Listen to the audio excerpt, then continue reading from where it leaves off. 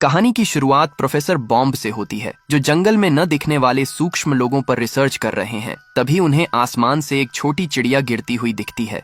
जब वह उसे हाथ में पकड़ते हैं तो चिड़िया पर लगे छोटे लगाम और कलाकारी को देखकर दंग रह जाते हैं। वहीं दूसरी ओर एक अजीब और डरावना जीव बोगन कौवे पर सवार होकर नोड नाम के एक छोटे इंसान को मारने की कोशिश कर रहा होता है।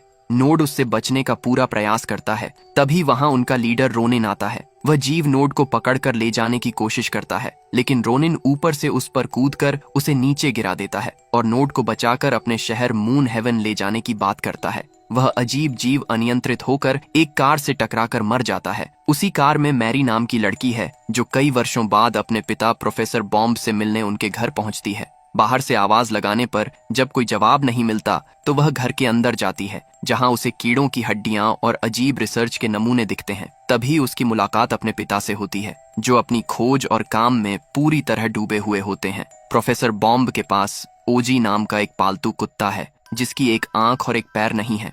प्रोफेसर अपनी बेटी मैरी को उसका कमरा दिखाने ले जाते हैं, लेकिन तभी उनके ट्रैकर में हलचल होती है। वह उत्साह में मैरी से कहते हैं, आज का दिन मेरे लिए बहुत खास है, और तुरंत वहां से निकल जाते हैं। वह जंगल में जगह जगह लगाए गए कैमरों की फुटेज के जरिए उन छोटे जीवों को खोजने में जुट जाते हैं। वहीं जंगल के भीतर रोनिन अपने सैनिकों के साथ मून हेवन शहर में रानी तारा के पास पहुंचता है। वह रानी को सचेत करता है कि दुश्मन बोगन्स सीमा के भीतर घुस आए हैं और उन्हें आज के महत्वपूर्ण दिन पर रोकना ही होगा। दरअसल आज रानी के लिए एक नई कली चुनने का दिन है, जो आगे चलकर उनकी उत्तराधिकारी बनेगी। रानी के पास प्रकृति को नियंत्रित करने की जादुई शक्ति है, जिससे वह पूरे जंगल को जीवित और हरा भरा रखती है। दूसरी ओर बोगन्स के राजा मंड्रेक का बेटा डैगन अपने पिता के पास लौटता है और जानकारी देता है कि उसने उस गुप्त स्थान का पता लगा लिया है, जहां आज कली चुनने का उत्सव होने वाला है। मंड्रेक को जंगल की हरियाली से नफरत है और वह उसे एक कब्रिस्तान की तरह सड़ा हुआ बनाना चाहता है, ताकि वह वहां राज कर सके। वह अपनी विनाशकारी शक्तियों से पेड़ों को सुखा देता है और अपनी योजना बताता है कि अगर रानी बिना वारिस कली चुने मर गई तो जंगल का संतुलन बिगड़ जाएगा और बोगन्स का अंधेरा पूरे साम्राज्य पर छा जाएगा। लीफमैन के ठिकाने पर नोड पहुंचता है, जहां रोनिन उसे वापस टीम में शामिल होने और अपनी जिम्मेदारी समझने को कहता है, लेकिन नोड विद्रोही स्वभाव दिखाते हुए कहता है कि वह अब बड़ा हो चुका है, उसे किसी की बंदिशों में नहीं रहना। यह कहकर वह वहां से चला जाता है। इसके बाद रोनिन अपनी सेना को पक्षियों पर सवार होकर उड़ान भरने का आदेश देता है, ताकि वे रानी की सुरक्षा कर सकें, जो अपने रथ में सवार होकर कली चुनने के उत्सव की ओर बढ़ रही है। दूसरी तरफ मैरी अपने पिता प्रोफेसर बॉम्ब को ढूंढते हुए घर से बाहर आती है और उन्हें एक पेड़ पर कैमरा लगाते हुए पाती है। प्रोफेसर उसे बताते हैं कि उन्होंने पूरे जंगल में कैमरों का जाल बिछा रखा है, जिस पर मैरी तंज कसते हुए कहती है कि वह अभी भी उसी गलतफहमी में जी रहे हैं कि जंगल में छोटे लोगों का कोई आधुनिक समाज रहता है। प्रोफेसर दृढ़ता से जवाब देते हैं कि वे लोग सच में मौजूद हैं और पर्यावरण की रक्षा करते हैं। वे मैरी को समझाते हैं कि कैसे पक्षी अपनी आवाजों से संवाद करते हैं और उसे अपना बनाया हुआ विशेष यंत्र दिखाते हैं। जब मैरी पूछती है कि वे लोग हमें दिखाई क्यों नहीं देते, तो प्रोफेसर समझाते हैं कि वे बहुत फुर्तीले होते हैं। प्रोफेसर मैरी को अपने साथ काम करने का प्रस्ताव देते हैं, लेकिन मैरी परेशान होकर उन्हें यह सब पागलपन बंद करने को कहती है। तभी प्रोफेसर का ट्रैकर फिर बजने लगता है और वह बस एक आखिरी सबूत चाहिए कहकर पागलों की तरह फिर से जंगल की ओर भाग जाते हैं। ये सब देखकर मैरी काफी निराश हो जाती है। उसे लगता है कि उसके पिता के पास उसके लिए समय नहीं है, इसलिए वह घर छोड़कर वापस जाने का फैसला करती है और उनके लिए एक विदाई पत्र छोड़ देती है। तभी उसका कुत्ता ओजी अचानक किसी चीज के पीछे जंगल की तरफ भागने लगता है और मैरी उसे वापस लाने के लिए उसके पीछे दौड़ती है। दूसरी तरफ रानी तारा नदी के किनारे पहुंचती है, जहां उनके स्वागत के लिए फूलों की कलियां बिछी हुई हैं। वहां एक नन्ही कली उन्हें देखकर कहती है, मैं बड़ी होकर आपके जैसी रानी बनूंगी। रानी अपनी उत्तराधिकारी चुनने के लिए सबसे योग्य कली की तलाश शुरू करती है।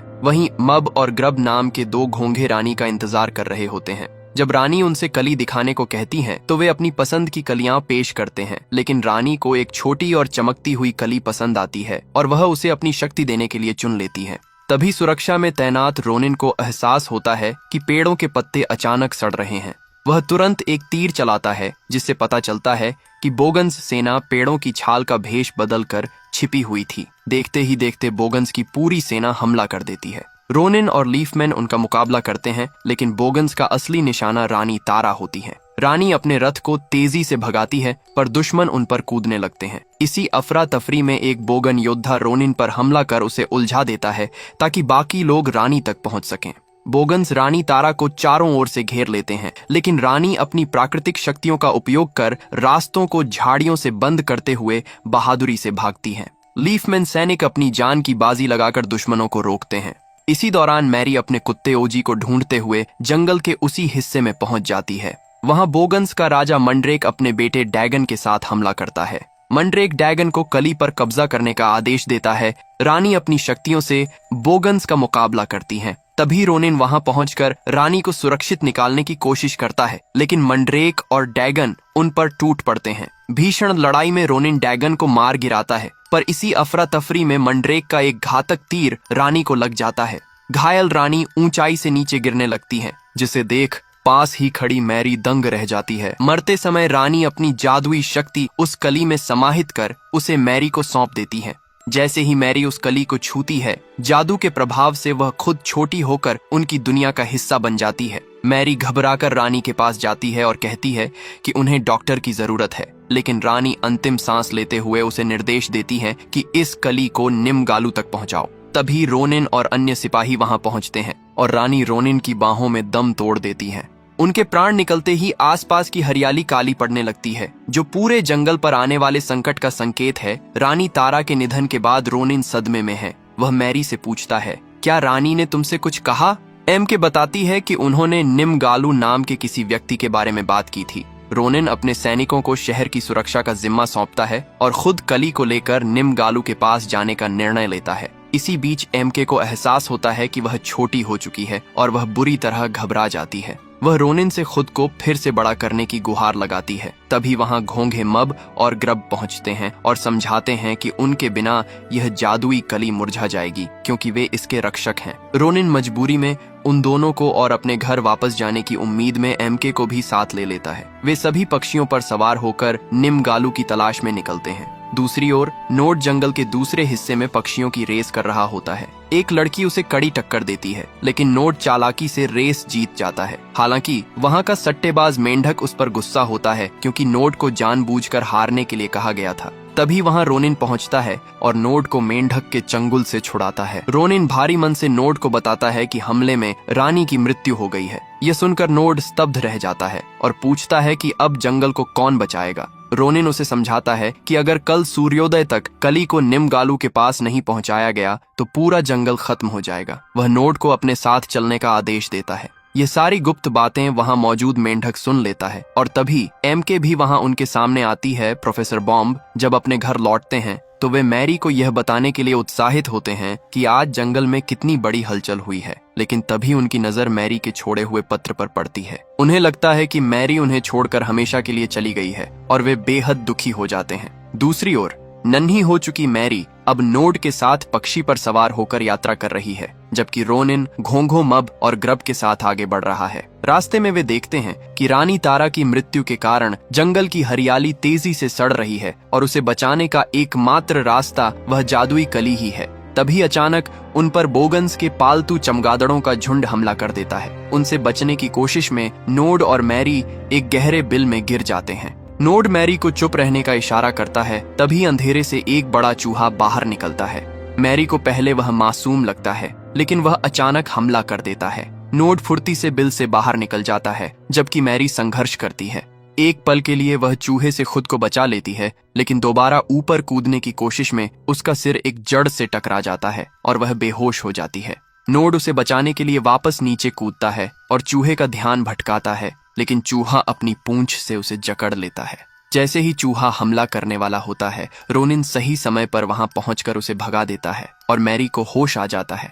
रोनिन अब सावधानी बरतते हुए मैरी को अपने साथ चलने को कहता है और नोड को घोंघो मब और ग्रब की सुरक्षा की जिम्मेदारी सौंपता है। इस पर ग्रब मजाकिया अंदाज में नोड को चेतावनी देता है कि वह लड़की मुझ पर फिदा है, इसीलिए तुम उससे दूर ही रहना। दूसरी ओर बोगन्स जंगल की हरियाली को तेजी से नष्ट कर रहे हैं। तभी वहां वही लालची मेंढक पहुंचता है, जिससे मंड्रेक जादुई कली के बारे में पूछताछ करता है। कली के सुरक्षित होने की खबर सुनकर मंड्रेक गुस्से में अपनी शक्ति से एक पेड़ को धराशायी कर देता है, जिसके बाद मेंढक गद्दारी करते हुए बता देता है कि कि वे लोग कली को लेकर निमगालू के पास जा रहे हैं।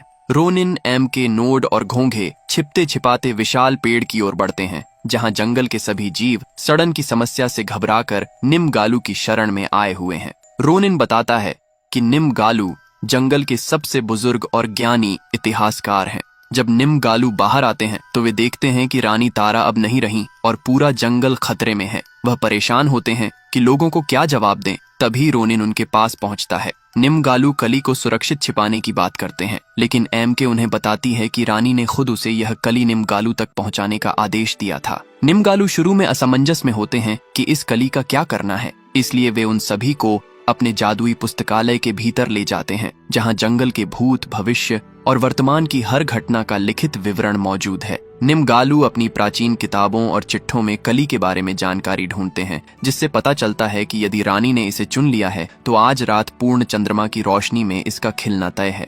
ग्रब जिज्ञासावश पूछता है, अगर यह अंधेरे में खिल जाए तो क्या होगा? लेकिन गालू बताते हैं कि उस जानकारी का आधा हिस्सा गायब है, जिससे खतरा बना रहता है। इसी बीच मैरी अपने घर लौटने का रास्ता पूछती है तो निमगालू उसे एक विशेष जादुई चित्र दिखाते हैं, जिससे रानी तारा का एक संदेश प्रकट होता है।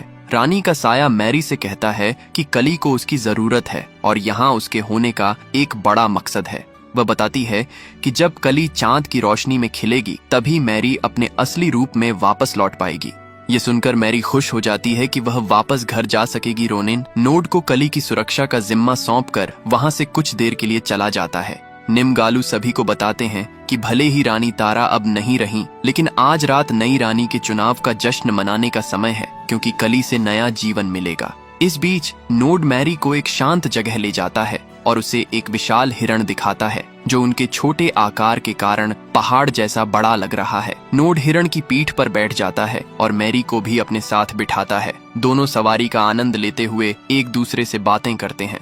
वहीं दूसरी ओर रोनिन जुगनू के जरिए महल और लीफमैन सेना को गुप्त संदेश भेजता है कि कली सुरक्षित है और वे उसे लेकर महल मूनहेवन की ओर आ रहे हैं। जुगनू पूरे जंगल में लीफमैन तक ये संदेश पहुंचा देते हैं कि कली सुरक्षित है। इस बीच नोड और मैरी हिरण की सवारी का आनंद ले रहे होते हैं, जबकि घोंघे मब और ग्रब कली की नमी बनाए रखने के लिए उसकी देखभाल कर रहे होते हैं। तभी अचानक बोगन्स का राजा मंड्रेक अपने खूंखार अजीब जीव पर सवार होकर वहां धावा बोल देता है। मंड्रेक की दहशत से सब तितर बितर हो जाते हैं और वह मौके का फायदा उठाकर मब, ग्रब और जादुई कली को अगवा कर अपने साथ ले जाता है। रोनिन उन्हें रोकने की कोशिश करता है, लेकिन मंड्रेक का हमला इतना तेज होता है कि रास्ता मलबे से बंद हो जाता है। रोनिन नोड पर बुरी तरह गुस्सा होता है कि उसने अपनी जिम्मेदारी ठीक से नहीं निभाई। कली को छुड़ाने के लिए वे बोगन्स के अंधेरे इलाके रॉटनवुड जाने का फैसला करते हैं, लेकिन वहां बिना पकड़े जाने के लिए उन्हें बोगन्स जैसा भेष चाहिए होता है। मैरी को याद आता है कि उसके पिता ने रिसर्च के लिए एक बोगन का कवच रखा है और वह उन्हें अपने घर ले जाती है। प्रोफेसर बॉम्ब के घर पहुंचकर वे उनके डेस्क पर पहुंचते हैं। जब मैरी नीचे कूदती है तो वह सीधे अपने पिता के पास पहुंच जाती है। वहां नोड प्रोफेसर को देखकर टिप्पणी करता है कि यह इंसान अब भी यहाँ है। हमने इसके लगाए कैमरों को हमेशा जाम किया और इसे अपने शहर से दूर रखा ताकि यह हमें कभी ढूंढ न पाए।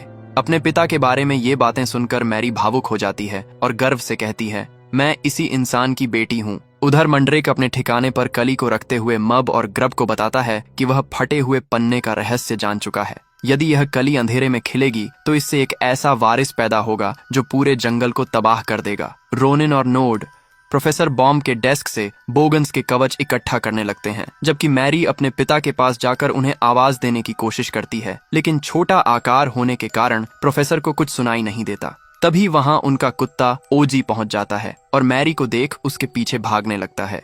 रोनिन और नोड भी ओजी से बचने के लिए भागते हैं, जिसे देख प्रोफेसर को हलचल महसूस होती है और वे अपनी मशीन क्लीनर चालू कर देते हैं। रोनिन चतुराई से एक तीर प्रोफेसर के पास चलाता है, जिससे उनकी चाय का कप ओजी पर गिर जाता है और उन्हें भागने का मौका मिलता है। हालांकि प्रोफेसर अपनी मशीन से मैरी को पकड़ लेते हैं। जब प्रोफेसर अपनी खास दूरबीन से मैरी को करीब से देखते हैं तो अपनी बेटी को इतना छोटा देख सदमे में आकर बेहोश हो जाते हैं। मैरी आजाद हो जाती है और अपने पिता को आई एम सॉरी कहते हुए उनके मैप पर अपनी लोकेशन का निशान छोड़कर वहां से निकल जाती है। इसके बाद रोनिन, नोड और मैरी बोगन्स का भेष धारण कर उनके अंधेरे इलाके रॉटनवुड में घुस जाते हैं। वहां मंड्रेक ने मब और ग्रब को एक पिंजरे नुमा बिल में कैद कर रखा होता है। चारों तरफ चमगादड़ों को देख मैरी घबरा जाती है। रोनिन योजना बनाता है कि वह बोगन्स का ध्यान भटकाएगा, जबकि नोड और मैरी चुपके से कली को छुड़ाएंगे। नोड और मैरी घोंघों के छोड़े हुए चिपचिपे निशान का पीछा करते हुए मब और ग्रब के पास पहुंचते हैं और उन्हें आजाद कराते हैं। लेकिन तभी एक बोगन सैनिक और उसके साथी उन्हें कली ले जाते हुए देख लेते हैं और उनका पीछा करना शुरू कर देते हैं। बोगन्स के इलाके में रोनिन का सामना सीधे मंड्रेक से होता है, जहां मंड्रेक गर्व से कहता है कि इनसे मैं अकेला निपटूंगा, और दोनों के बीच भीषण युद्ध छिड़ जाता है। दूसरी ओर नोड और मैरी कली को लेकर भागने की कोशिश करते हैं, लेकिन बोगन सैनिक उन्हें घेर लेते हैं। नोड बहादुरी से लड़ते हुए बोगन्स को नीचे गिरा देता है, जिसे देख मंड्रेक क्रोधित होकर अपने सभी सैनिकों को एक साथ हमला करने का आदेश देता है। रोनिन अकेले ही बोगन्स की सेना को रोक लेता है और नोड मैरी को कली लेकर तुरंत वहां से निकलने को कहता है। नोड मैरी और घोंघे पक्षियों पर सवार होकर सुरक्षित मून हेवन पहुंच जाते हैं, जहां लीफमैन की पूरी सेना तैयार खड़ी है।